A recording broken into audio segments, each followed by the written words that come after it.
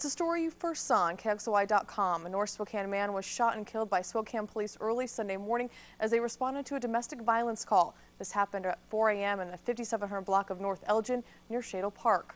The Washington State Patrol is in charge of the investigation, and Trooper Troy Briggs says officers responding to the domestic violence call were met with a man holding a knife. He did not say if the man lunged or threatened the officers or if both opened fire, but the man was shot and killed inside the home. It's a tragic event, you know. I mean, officers don't go out to do their job to shoot people. That's not what we do. We do have a job we have to do, and unfortunately, sometimes that's the outcome of the situation that they get put in. The identities of the two officers and the man have not been released, but neighbors who woke to the sound of sirens are beginning to shed some light on the events that took place this morning. KXLY4's Colleen O'Brien talked with neighbors. Colleen, some neighbors say they heard a woman scream.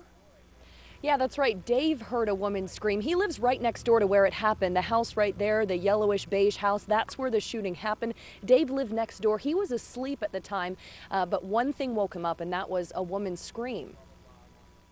I heard a blood-curdling scream like I've never heard before, and it was the female. Dave is still trying to grasp what happened this morning. His neighbor, one he's never met, barely seen, is dead. Somebody was shot and killed, and it just happened like 30 feet from my bed. You know, it's pretty scary. Dave thinks the scream he heard came from the woman also living in the house. I sprang out of bed and looked, and the two officers were escorting her over to her car that was parked up front. After that, he stayed inside his home as ordered by police.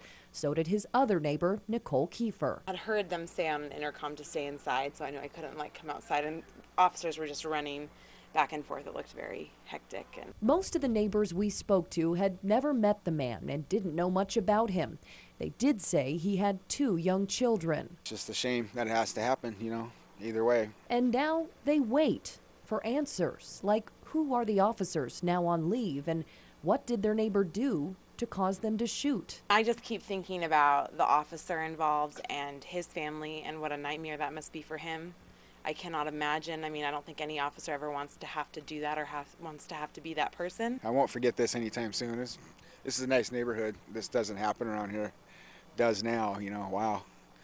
It's scary.